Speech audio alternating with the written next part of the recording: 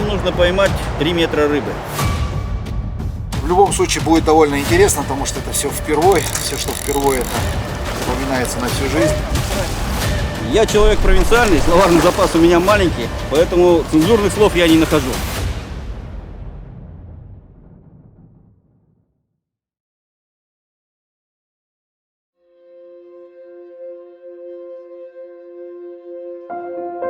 Кольский полуостров расположен на северо-западе европейской части России. Почти вся его территория находится за полярным кругом. Полуостров омывается Северным Ледовитым океаном, водами Баренцева и Белого моря. Каждую весну на полуострове можно наблюдать удивительные природные явления. К его берегам стекаются сотни тысяч особей дикого атлантического лосося. Уникальная рыба преодолевает десятки километров бурных рек с одной единственной целью – оставить свое потомство в том месте, где сама появилась на свет.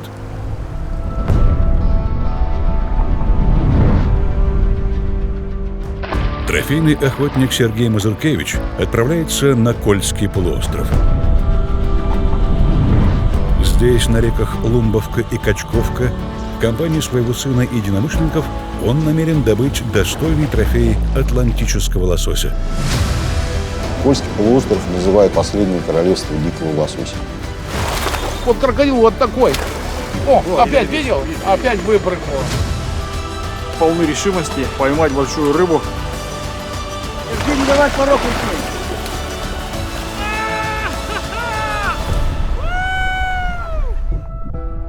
Трофейная рыбалка на Кольском полуострове.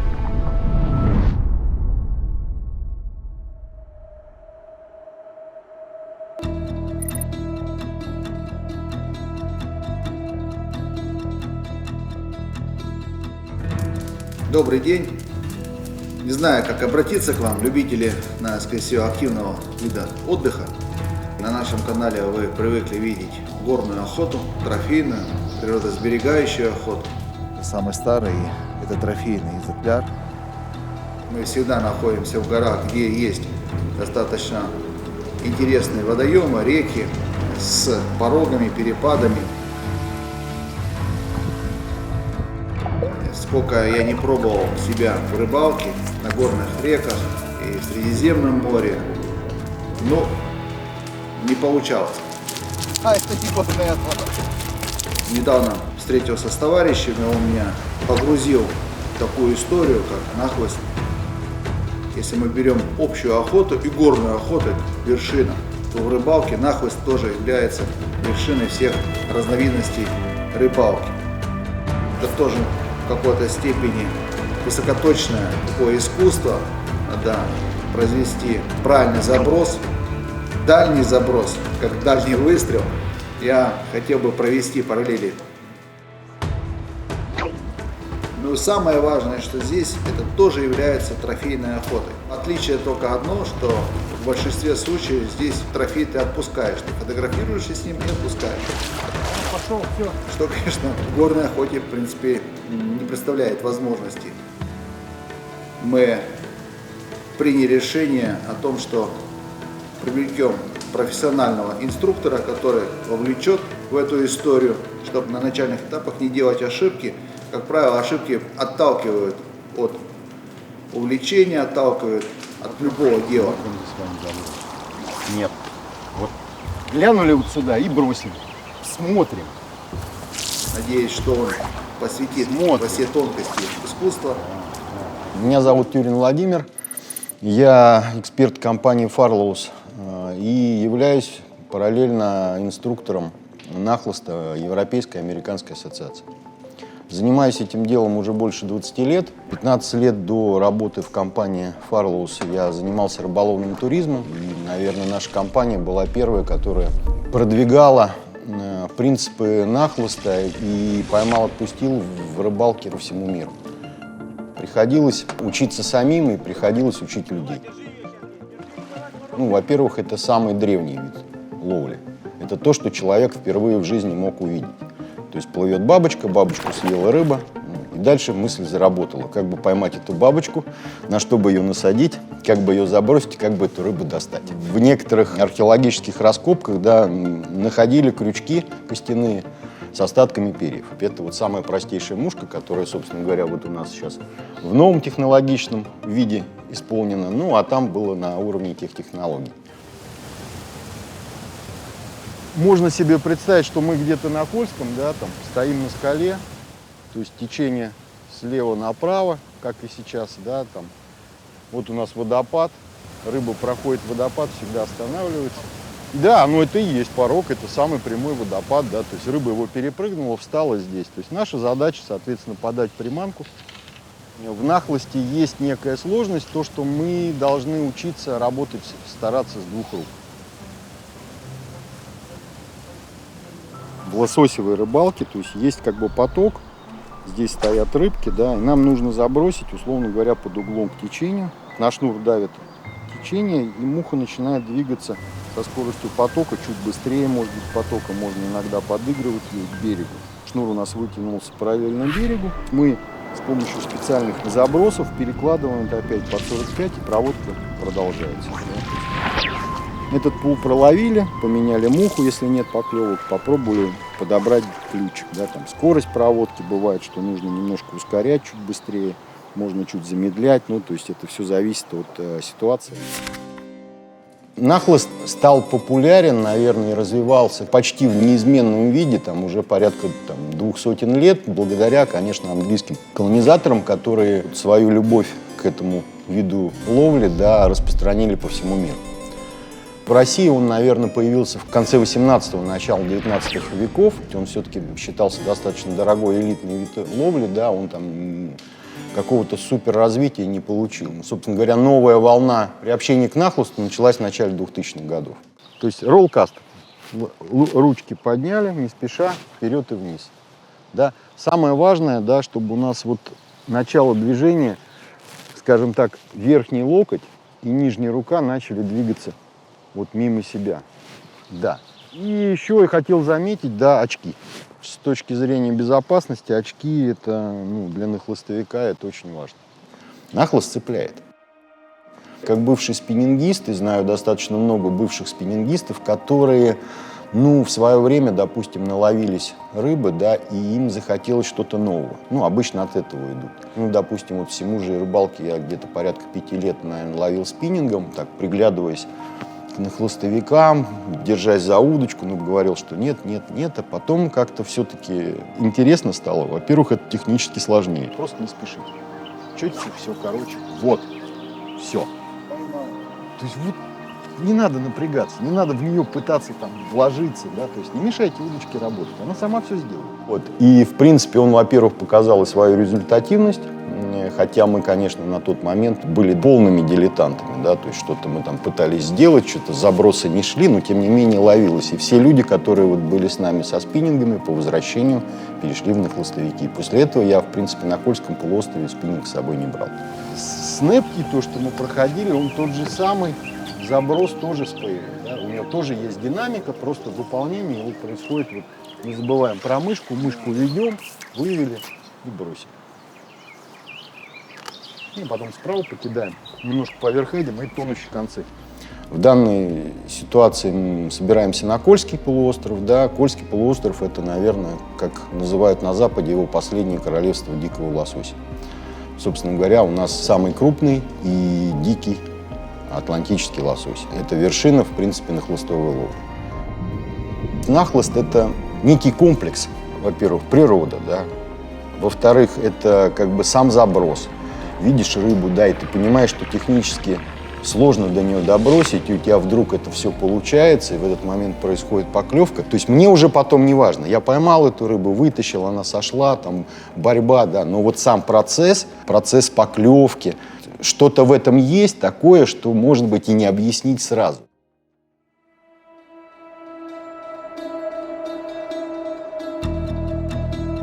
Легальная трофейная рыбалка на Кольском полуострове начинается весной, в тот момент, когда рыба заходит в реки, и заканчивается осенью, перед ее нерестом. В этот период в Мурманск съезжаются любители рыбной ловли со всего света. Этот город крупнейший в мире из расположенных за Северным полярным кругом. В этой экспедиции компанию Сергея составят его давние друзья и бизнес-партнеры Андрей Апоник и Николай Кокшаров. Рыбку ловят, да, 100%. На нерест идет и 100% их много. В Мурманске их встречает Анна Очковская, директор рыболовного лагеря «Кола Резерв». Щелку. Нелли Мамуксум. Вообще объедение. Сергей присоединится к ним позже, непосредственно в месте предстоящей рыбалки. От Мурманска до лагеря по прямой всего 330 километров. Но лишь небольшая часть этого маршрута пролегает по автомобильной дороге. Рядышком с Мурманском есть Кола, прям такой городочек, Кола. Вот оттуда как бы все и название это пошло. Кольский полуостров и даже наше название нашего лагеря – Кола Резерв. Наш лагерь Кола Резерв на реке Лумбовка работает всего 2-й сезон. Мы открылись, мы совершенно новенькие на Кольском полуострове. Уже наработали базу своих постоянных клиентов. Наши гости по 3-му разу за 2 года уже приезжают. Это очень о многом говорит, безусловно. На наших реках разрешено только нахлыст и только поймал, отпустил. Наверное, не все понимают в России, как так. Если ты что-то поймал, то надо обязательно забрать и съесть. Принцип, который мы исповедуем и придерживаемся, это поймал и отпустил. Лосось атлантический достаточно уникальная рыба, ее надо беречь. Стадо, к сожалению, по ряду причин экологических, климатических. Постепенно на планете уменьшается дикого лосося, и нам всем надо бережно относиться к этому биологическому ресурсу. Наш сезон делится на летний и осенний, что тоже не во всех лагерях распространено на Кольском полуострове. Летний сезон мы начинаем буквально с 1-й недели июня, и он продолжается до середины июля. Осенний сезон – это весь сентябрь и 1-я неделя октября. В этом году в летнем сезоне у нас много новичков нахлыста. Наши гиды обучают нахлысту, показывают всю технику. Когда шнур щелкает на кончике шнура или лески, где муха крепится, вот, она даже вот подраспушилась. У нас скорость больше 1000 км в час, то есть больше одного маха. Происходит переход звукового барьера и такой щелчок мы слышим. Это частая ошибка у новичков, приводит к отстрелу мухи. Я сейчас вам показывал, естественно, без крючка, потому что даже на такой скорости, даже такая маленькая масса может серьезные травмы нанести. Я как гид, работающий с новичками, инструктор, регулярно получаю себе мухой в разные части тела, пирсинг. И в этом году вообще никто не уехал без улова. Вылет вертолета откладывается, и команда решает посетить местную достопримечательность – деревню коренных народов Кольского полуострова. Вот пытаемся попасть в аутентичную деревню, где живут саамы. Саамы – древняя народность, говорят, коренное население местных.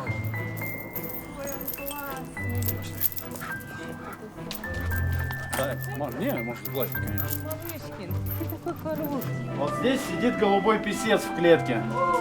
А вот беленькая прячется в тени – это лиса альбинос. Таких рождается 1 на миллион, и в дикой природе этот хищник становится жертвой. На ярком солнце у нее слепнут глаза моментально. Ее даже мыши могут сожрать. Ну, ребята!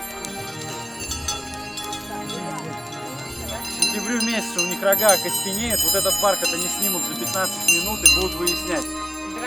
Да, и когда выяснят, кто альфа-самец, он соберет свое стадо маток, это голов 200-250 будет, и ни одну из них не отпустит, пока всех не покроет. В самый пик гона олень может покрыть до 40 маток. Вот здоровье. Мужикам-то стыдно должно быть. Это вот, кажется, общая губа где салихатку отрезают.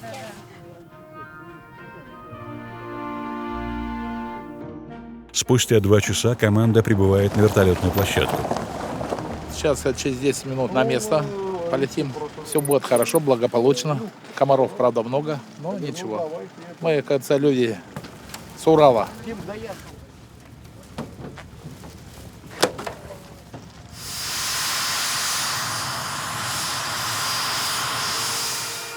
На Ми-8 до лагеря лететь около 50 минут.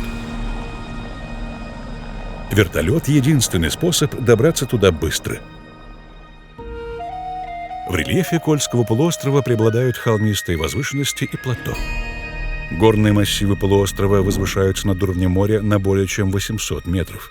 В южной части распространены низменные заболоченные равнины и многочисленные озера.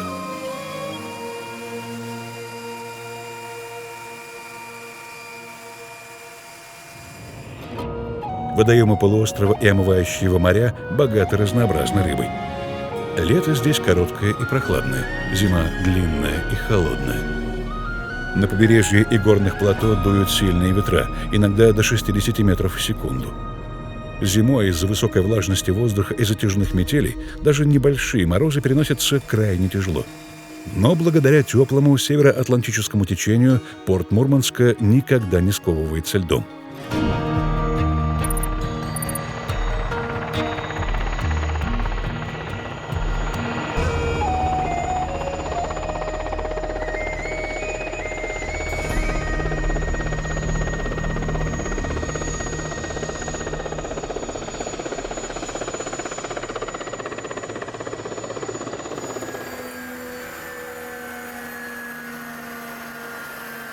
Спасибо большое. Спасибо.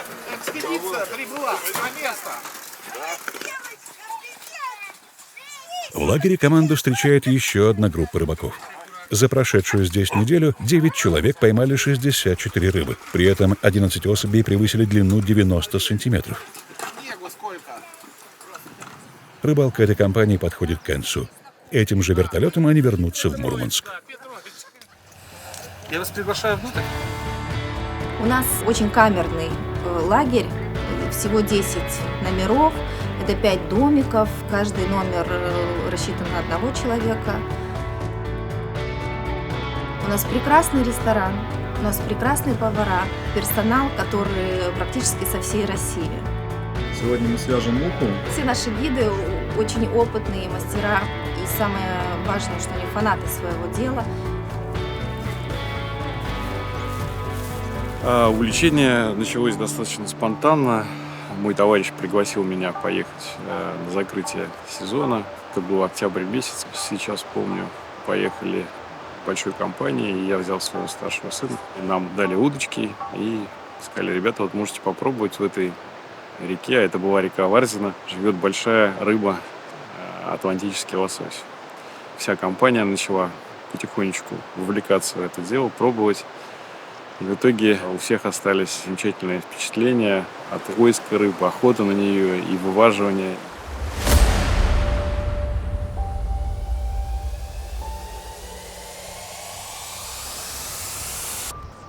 Да, я думал, что, честно говоря, это какая-то небольшая, маленькая рыба, которая здесь много. Форель или кумжа. Она так аккуратненько подходила, тюкала, и ничего дальше не происходило. Я уже, честно говоря, думал поменять положение, спуститься туда вниз. Даже сказал Стасу: давай собираться. Пока время есть, Он настоял еще раз последний, давай закинем. И вот в итоге последний раз оказался самым удачным. Вываживание семги – финальный и самый захватывающий этап.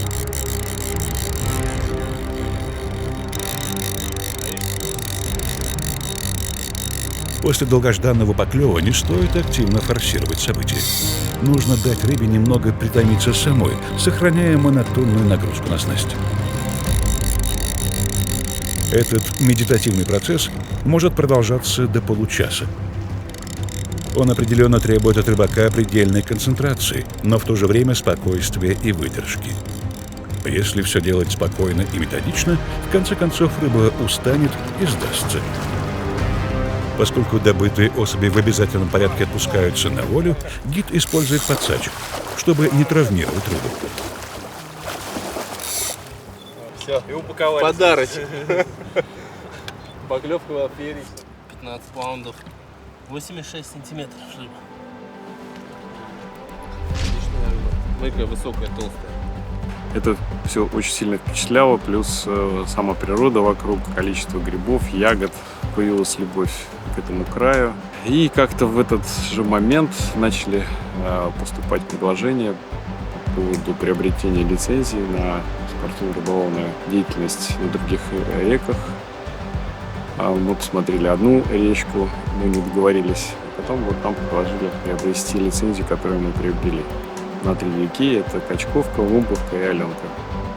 Потом уже начали обустраивать то, что нам досталось. Этим занимался мой сын, ему огромное спасибо.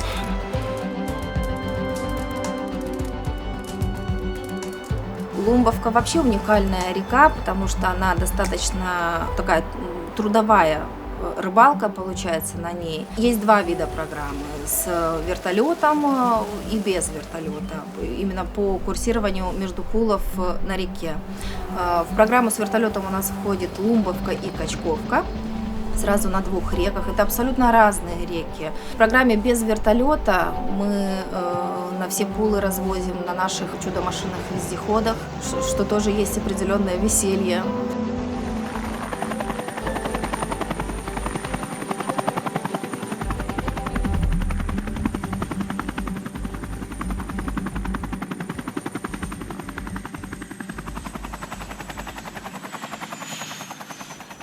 Вечером в лагере прибывает Сергей со своим сыном.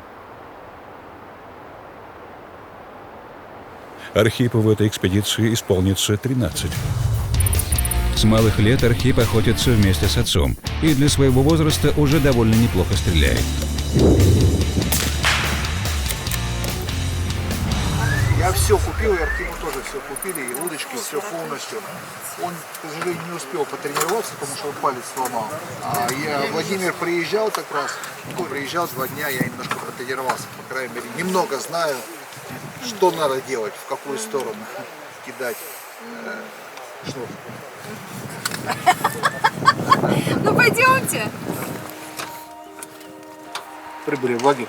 Первая в моей жизни целенаправленная экспедиция по ловле рыбы. И как рыбаки говорят, нахлость выше пилотаж рыбалки. В прошлом году, кстати, собирался. Думал посетить, как-то выехать.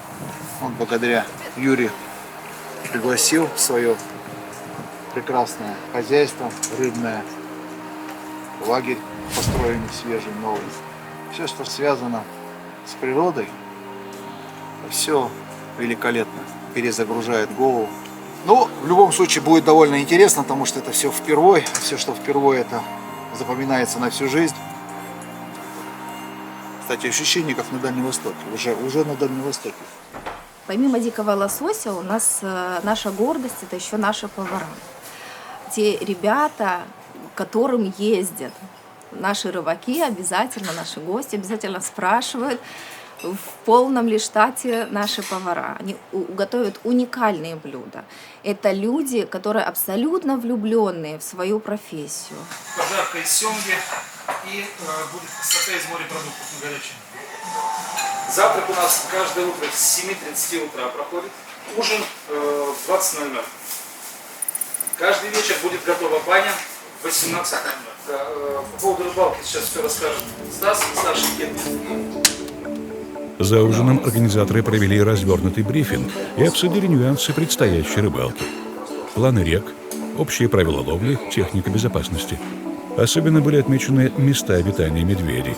Результатом прошлых рыбалок участникам показали наиболее перспективные пулы. Гости были поделены на пары, к каждой из которых был представлен опытный инструктор.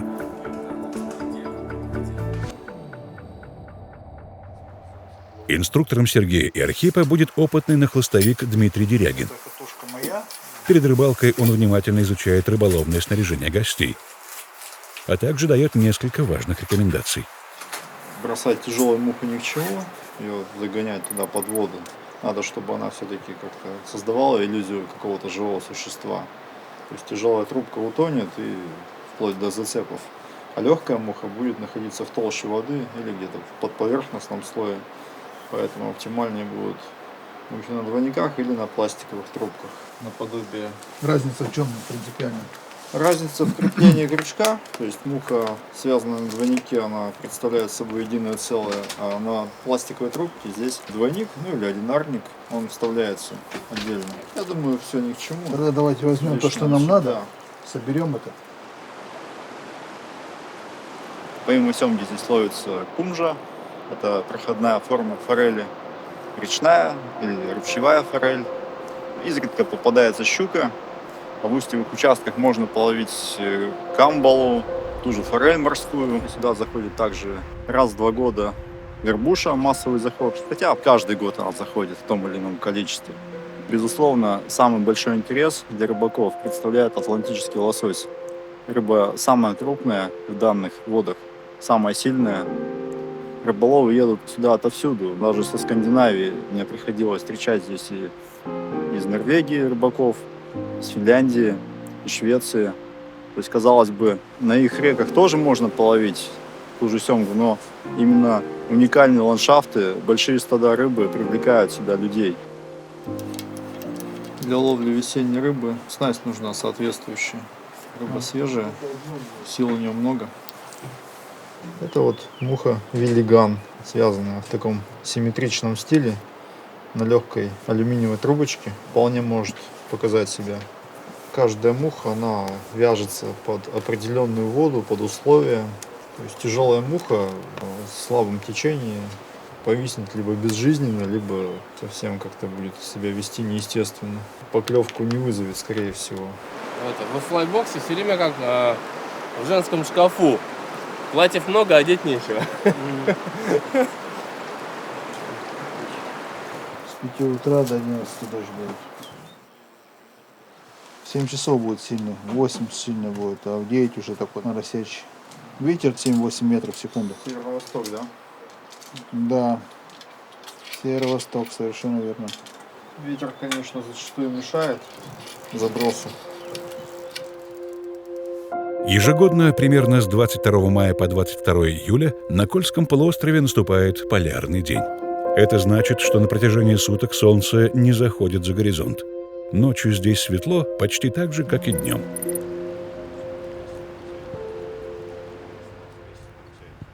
Полны решимости поймать большую рыбу. Сегодня у нас тестовый день. Будем налаживать технику закидывания нахлыста. Все экипированные. Где-то у кого-то чего-то не хватает, помогают. Инструктора опытные, надеюсь, все покажут, расскажут. Тут не захочешь, короче, должен поймать.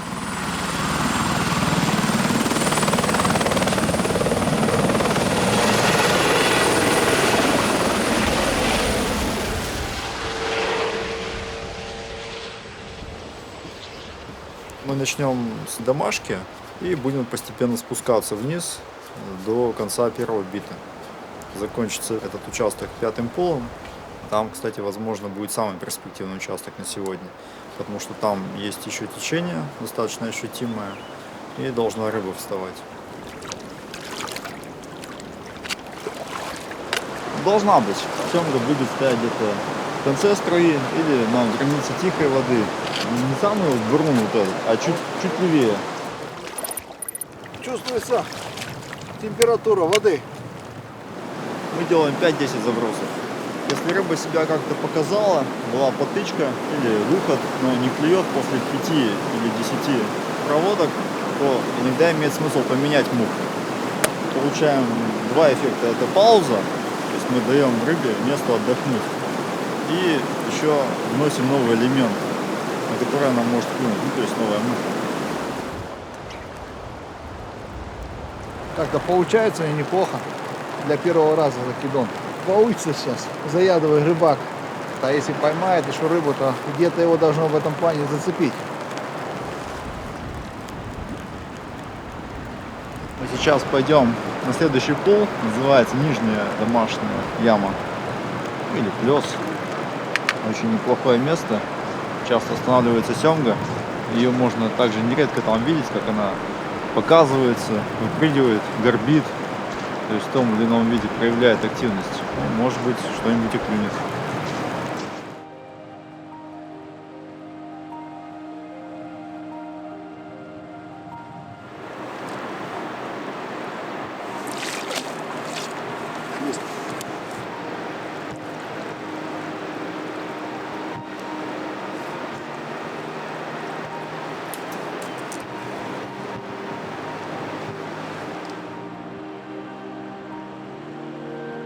На новом месте была примерно та же ситуация.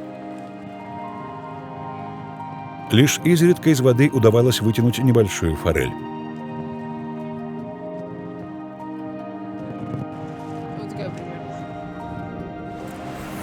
Но я скажу вам, товарищи, что не так все просто, не так все быстро. Рыбалка непростая, сложная. Затем в течение нескольких часов поклевки полностью прекратились. А потом...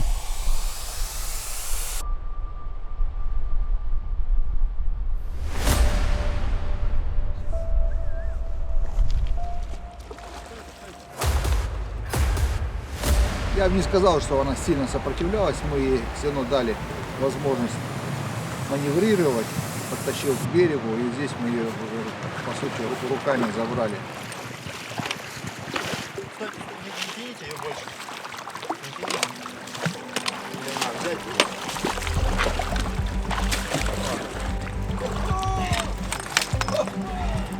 Шнура скиньте метра 2. Достаточно. Вот первая семга. Сергея. Свежая. Только зашедшая. Вот клопы. Вот те самые клопы. Семга недавно зашла, с моря поднялась. Буквально 2-3 дня назад. Может быть даже меньше. С паразитами заходят. Да. Не успели еще отклеиться. А потом они отпадают в пресной воде. Ну это неплохая семга, да. Все, вылетела, да. Такая с почином. Получилось. Первая ребешка 55 сантиметров. 3700 весом. Сразу в воду. Течение. Делаем несколько движений. Таких энергичных. Чтобы попавший в жабрый воздух вышел. Пока не начнет двигаться. Соответственно, победить, чтобы она адаптировалась. Пускай некая реанимация происходит.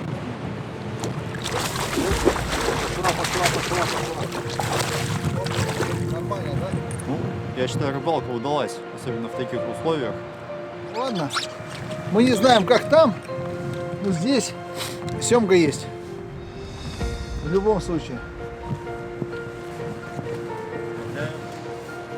К 7 часам вечера все участники возвращаются на базу. Для большинства из них первый день рыбалки закончился успешно.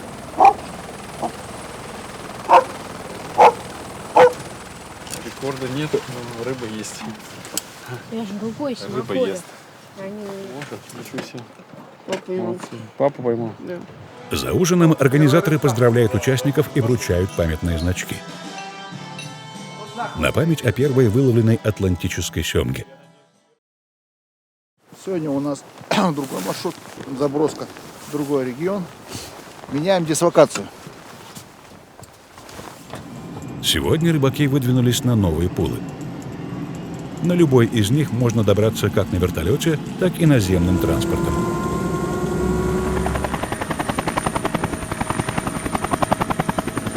В данном случае 4 минуты полета заменяют 50 минут поездки на вездеходе.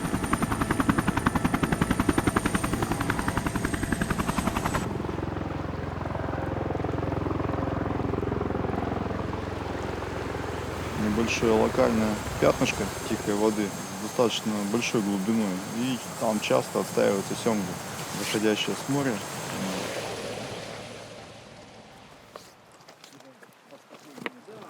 Что касается проводки в нахлости, то все зависит от того, в каком месте мы находимся. Если это течение, сильное течение, вот как здесь, допустим, струя выходит и вдается как бы в плес, то рыба обычно будет стоять где-то от середины струи и до ее хвоста, на границе тягуна и более тихой воды. То есть ей там достаточно комфортно стоять, чтобы удерживаться в потоке, и при этом достаточно кислорода, но и не тратить слишком много сил, чтобы преодолевать сильное течение. Если это какой-то плес с более ровным течением, то она может быть на всем протяжении этого плеса. Но, как правило, все-таки это конец и начало. Места более богатые кислородом. Опять же, если есть камни, то она, как правило, занимает положение перед камнем или сбоку от камня. Никогда она не встанет за камнем, потому что там будет намыв песка, там потоки ей ненужные совершенно, даже вплоть до того, что жабры забивать взвесью. А впереди там будет всегда приямок перед камнем и достаточно комфортное место для нее. И в соответствии с этим мы начинаем проводку с ближней дистанции и постепенно удлиняя шнур или, подходя буквально на шаг-два, облавливаем всю площадь предполагаемой стоянки. Вот, например, та же лососевая рыбалка, она ближе все-таки не к рыбалке, она ближе к охоте. Вот, особенно трофейная, как бы, да, когда небольшая концентрация рыбы. Ты видишь, часами подходят к рыбе, там ждут ее, ищут ее. То есть как бы здесь много как бы именно от охоты, на самом деле, вот, именно тактики такой берется.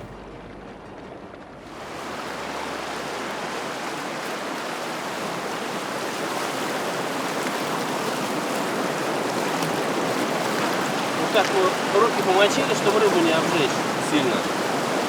У нас температура тела 36 градусов, а у рыбы сейчас 14. Вода.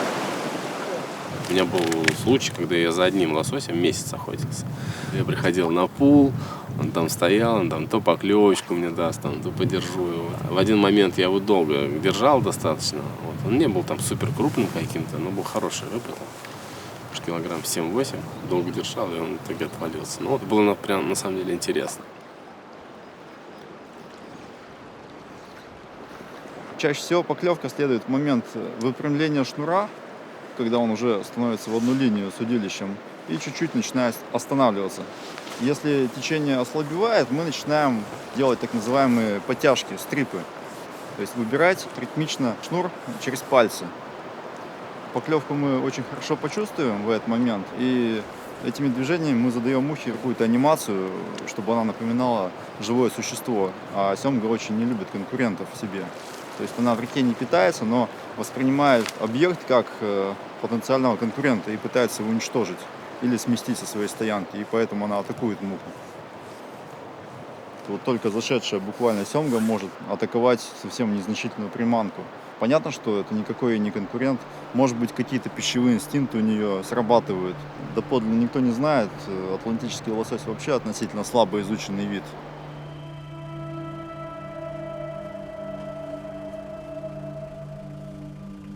Нам сейчас предстоит экстремальное путешествие. Мы не полетим на комфортном вертолете, а поедем на вездеходе. И все прочувствуют тонкости вот такого кольского туризма. Обалденный! Мы, кажется, как в деревне едем. Как у Юры, как у Юры.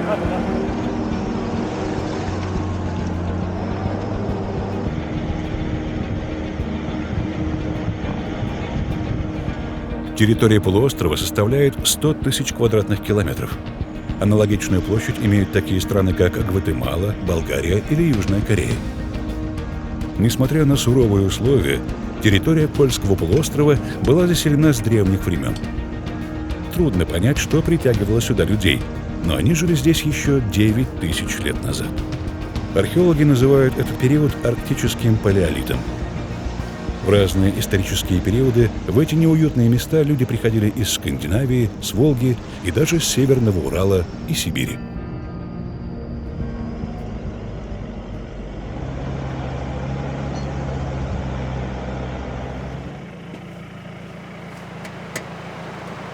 Планы на сегодняшний день по рыбалке очень прозаичные. Нам нужно поймать 3 метра рыбы. Будет это 4 семги по 75 или 3 семги по метру, зависит только от рыбаков. Главное, чтобы нам не поймать 50 штук по 6 сантиметров.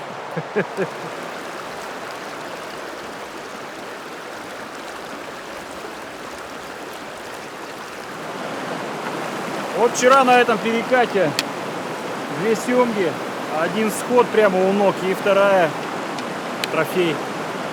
Прекрасный перекат, но вот хочу поменять мушку. Может быть, начнет клевать, а может быть, чуть позже после обеда. Солнце вносит, скорее всего, свои коррективы. Вот она хуже клюет, когда солнечный свет.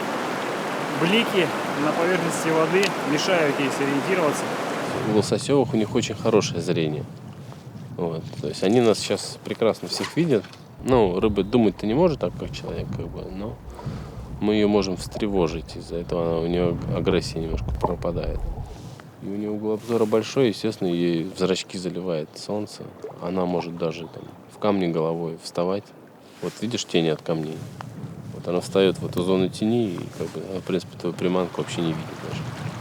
Но вообще такую рыбу как бы интереснее ловить. Вот. точки зрения навыков, которые тебе требуются.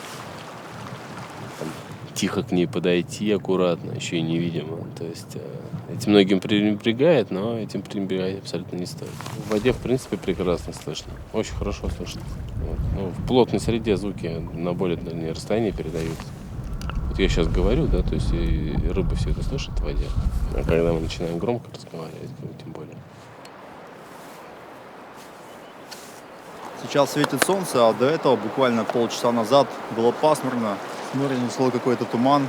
Вот на Кольском такая переменчивая погода, может в течение часа все поменяться. Вышло солнце, это означает, что мухи целесообразно использовать более яркие, так как темная муха, она будет слишком ярким и контрастным пятном на солнце в контровом свете. То есть рыба видит муху всегда снизу вверх и атакует, соответственно, она ее либо на своем уровне, либо поднимаясь, ей виден силуэт. А если муха темная, много черных каких-то элементов имеет, то можно даже рыбу отпугнуть вплоть до такого. Поэтому в солнечную погоду мы используем яркие мухи, какие-то разноцветные, Green Highlander, Элис Shrimp, что-то такое.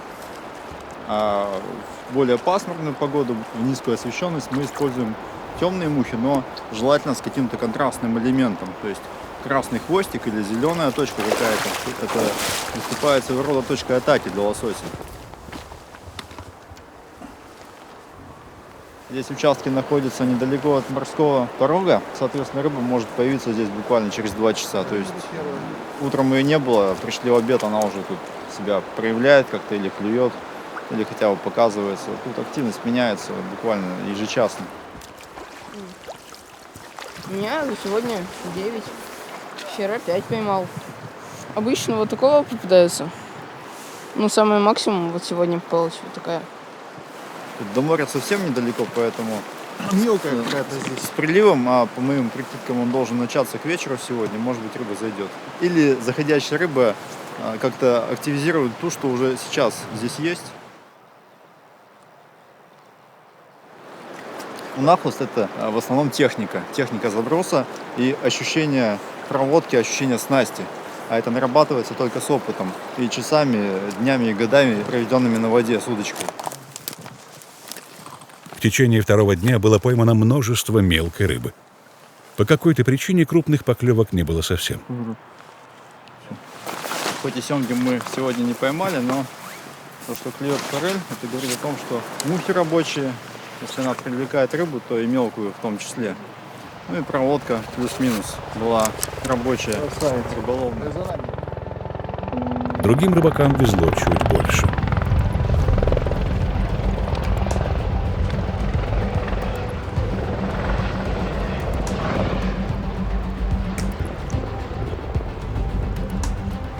Ну я понял, да, что это грилс, да.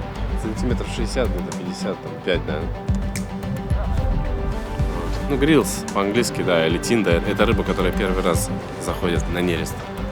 После того, как они скатились, отъелась она в море, год-два проводит обычно.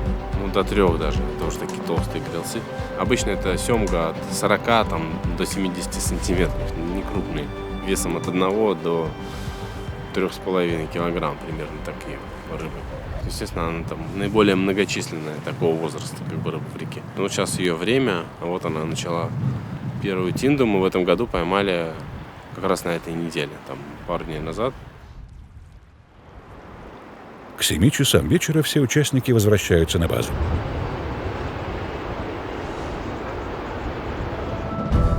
Джентльмены, у нас сегодня повод. После хорошей рыбалки. У нас была поймана сегодня рыбка на 10 килограмм. Это ваш. Середный можно закусить.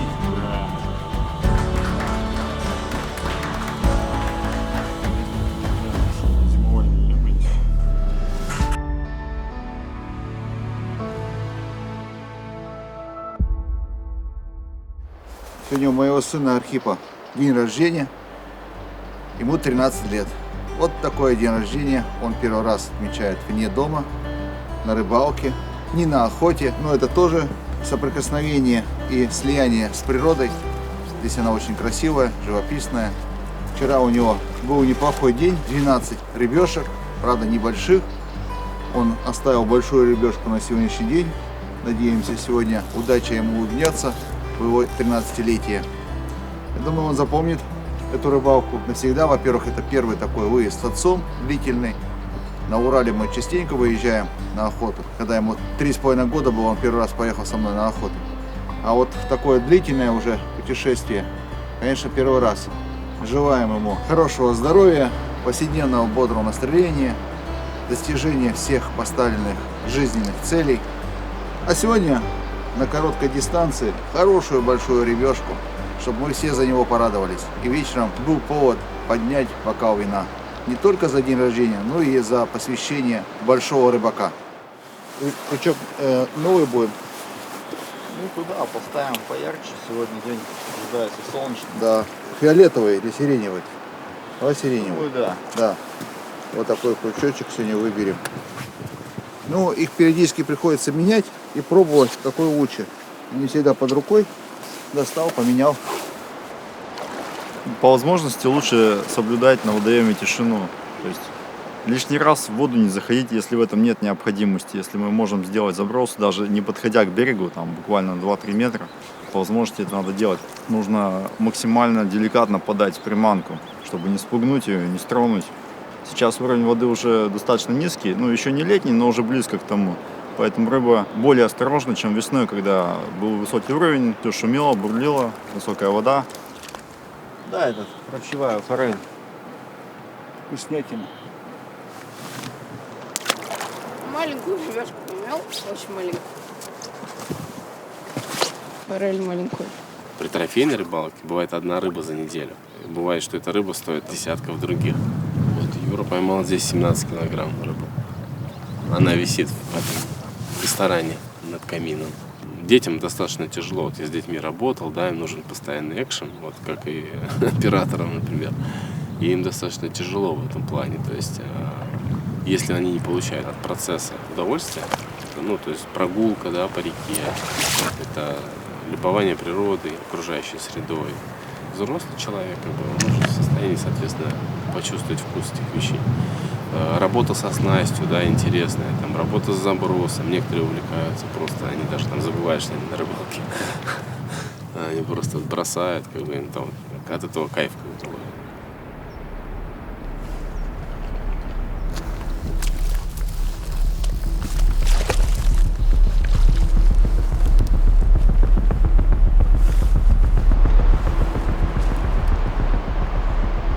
Камень? Да, Была поклевка и... А я видел, да, она выплеснулась и за камень.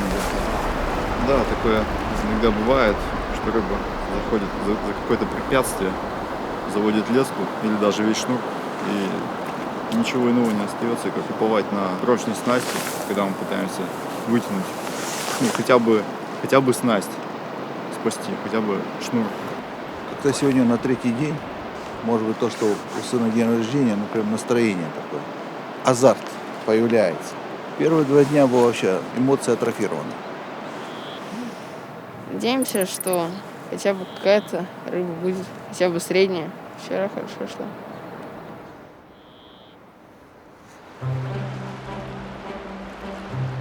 шло. Кидал и за камень зацепился окончательно. Ну, то есть мушку оторвал, да? Ну да.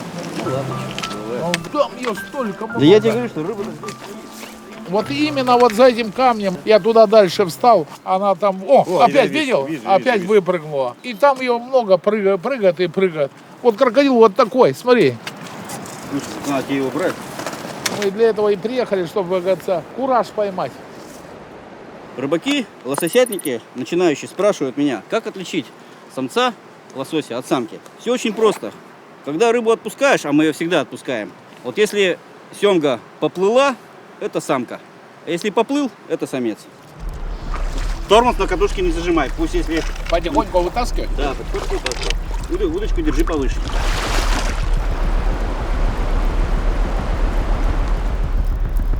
Если вниз сильно бежит, отпускай катушку. Не держи сильно. Отпускай, просто ее отпускай. Иначе порвет снасть.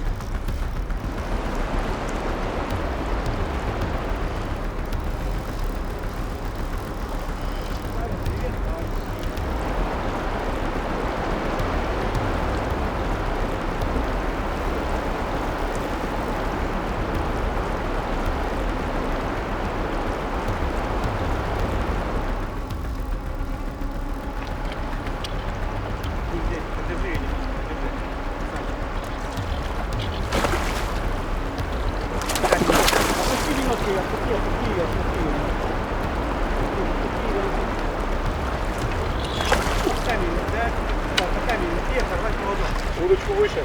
Выдержку, да. И ослабь немножко, не выкручивай пока катушки, не трогай катушки. Не трогай катушки. Не трогай шнур, пусть уходит, ничего страшного. Так она под камень опять? Да, в камень только. Держи, натяжку держи. Натяжку держи. Все, стой, я тебя сзади подстрахую. Она еще сильная, еще не устала. Ну прыгала-то такая, хорошая вроде, свежая совсем. О. Ничего, пусть разматывает. Удочку выше. Она демпфировать должна. Теперь потихоньку на катушки выкачивай ее к себе. Там только почувствуй, что она сильно сопротивляется. Удочку выше.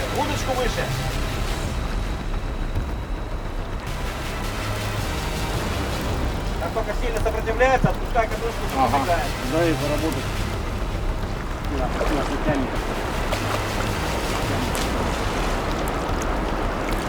Видишь, пытается на камень намотать себя и оторваться. Она когда на бок начнет валиться, тогда можно будет подводить. Сейчас вот она решает, подходить или нет. Все, рыба начинает уставать, будем вываживать.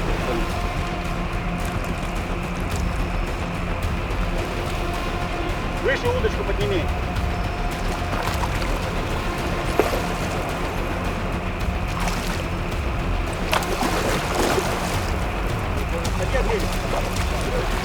Понятно, да, что такое?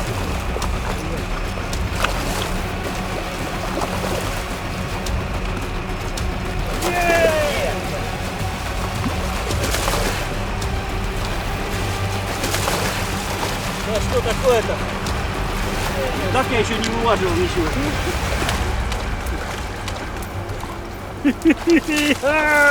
Блин, вообще. Как отпустил, как катушкой дала по пальцам. Потому что здесь парковать очень неудобно. Вот, доволен я. Ну, килограмм 5 будет? Нет, ты что, килограммчика 3. Троич, давай. Давай. Молодец. Троич, молодец. 71.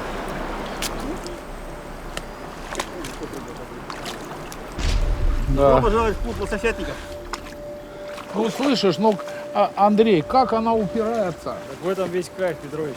Вообще. Я думал, копытом все отобьет. Ушла? Так вот здесь они все прыгают. Но здесь мелкие прыгают.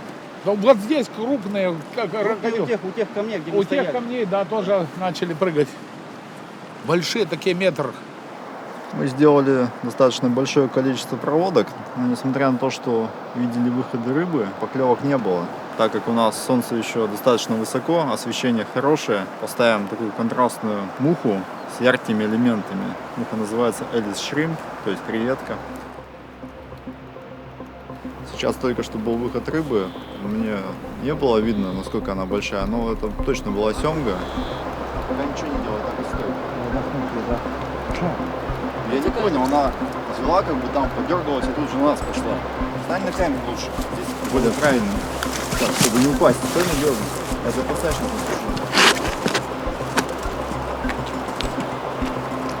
Ну такая нормальная. Рыбу улаживать нужен определенный навык. Во-первых, происходит впрыск адреналина часто при поклевке, и необходимо совладать с этими первыми эмоциями, то, что взять ситуацию под контроль. Сильнее. Но я пока не буду, я просто держать, как говорил Дмитрий. Вот идет.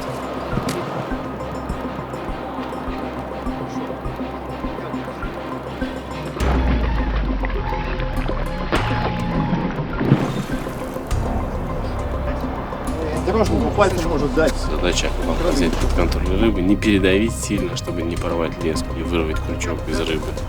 В то же время ее удерживать, да, и потихонечку помогать к берегу.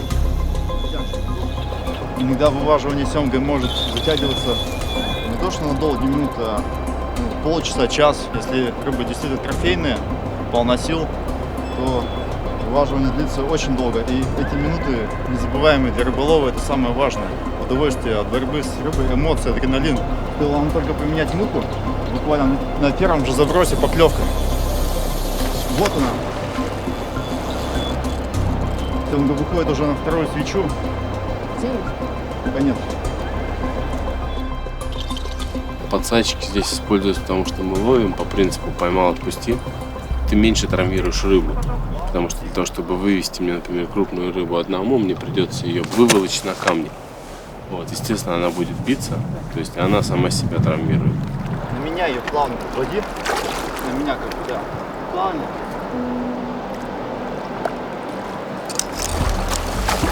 Есть! Ну, молодец. Засеклась надежно. Взяли отличную рыбу, серьезно. Вот это серьезно. С днем рождения. Поздравляю, Архип. Спасибо. Ну все, вот это день рождения, да? Я руку правую вообще так сильно накачал. Дернуло сильно? Да, очень сильно. 5,85. Вот что знаешь, день рождения. На охоте, говорят, охота состоялась. А у нас, можно сказать, два события. Это и день рождения Архипа, и ребешку он самостоятельно выудил с весом 5 килограмм 800 грамм. Поздравляю. Я очень рад. Такая тяжелая была очень рыба. Муха хорошая была. Муху поменяли, Да. и сразу дернуло. Да? Через минут 10. Весь секрет в мухе. Мухи поймал. Это лучше, чем я 10 рыб поймал.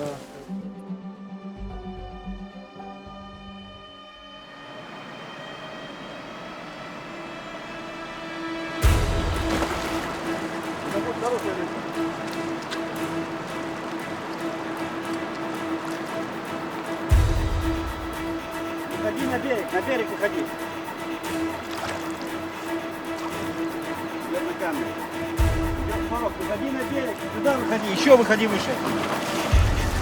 А?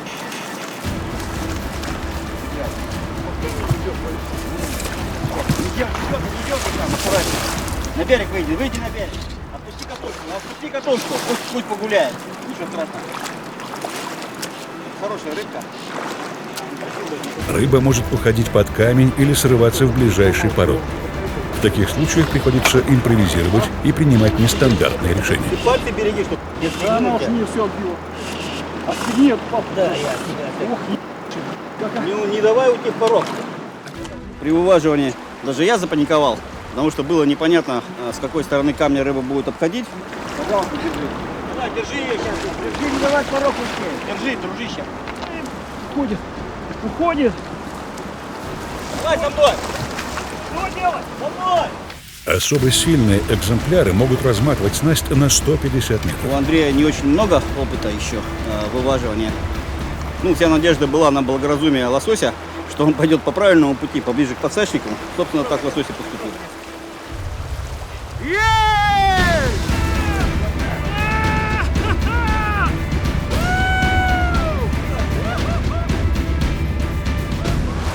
Отцепилась здесь, уже в этом подсачнике.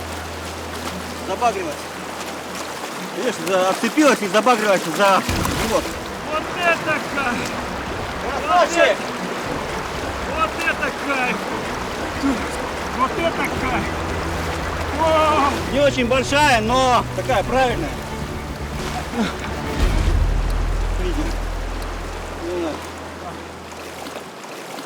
Видим. Она отцепилась уже здесь, в подсачнике, отцепилась и зацепилась за этот, видишь. Но я думал, больше будет здорово, потому что шла-то так уверенно, вверх пошла. Ну, все по классике, большая рыба всегда вверх идет. Ну, не всегда, больше вверх. Все пальцы отбила. Да? Килограмм 10? Да, ну, Да не. Ну, 7 точно есть. 70, ну, 77. Чуть-чуть больше, но она пошире, чем строит.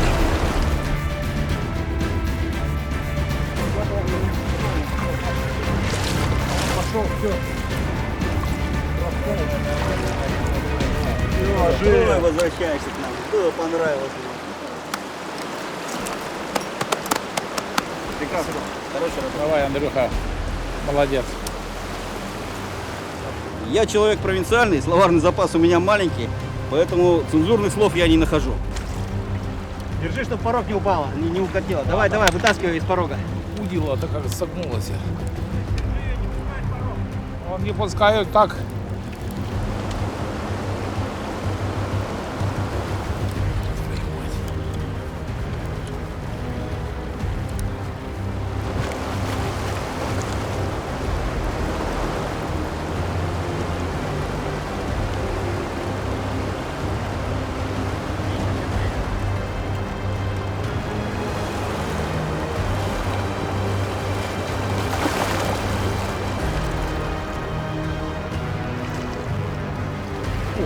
смотри, удила-то, удил вернется сильнее еще. Давай туда, вот сюда. Красавчик просто. Опыт растет у тебя. Да, такая же? Ну что больше? Ты сегодня в ударе. Красиво завел. Маленькая голова, в отличие от самца. Ножницы взяла, классический вариант. Это самое лучшее место, самое безболезненное для семги. 75, ошибся на сантиметре. Растешь. Да, красавчик. Рыба есть, рыба ловится. Петрович просто мастер. По вываживанию лосося. Ой, какой адреналин, То, что он сейчас показал, вообще. это можно учебники снимать. Как правильно заводить рыбу под сак. 3 свежих рыбки, бойких, от 71 до 77 сантиметров. 2 штуки! Ух ты! Какие? 1,75 м. До 75 сантиметров самая большая. Молодец. Ты не поймал что-нибудь? Да. Ты большую рыбину? Ну, даже не 60 сантиметров. 60 сантиметров. тоже нормально. Даже не мерили. Ну зато все эти поймали. Форели 3 штуки, хорошие, большие.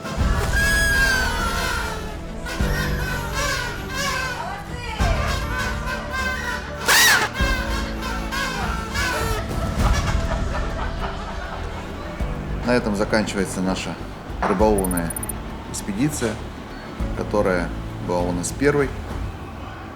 Надеюсь, не последней. Мы еще порыбачим. Это довольно увлекательно, интересно, азартно. Главное, как во всем, начать вкушать.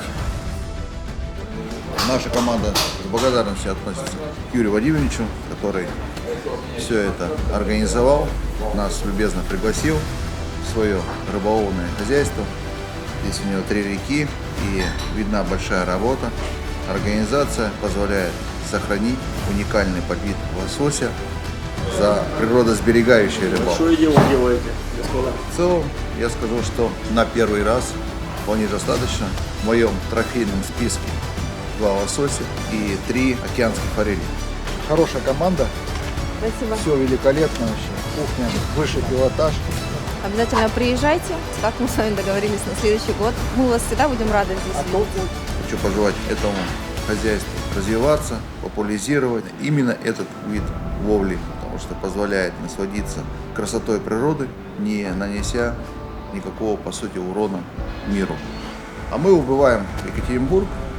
Горная охота, в том числе мы видели рыбалка. Это все прекрасная первобытная природа, мало затронутая человеком. И это надо ценить и беречь.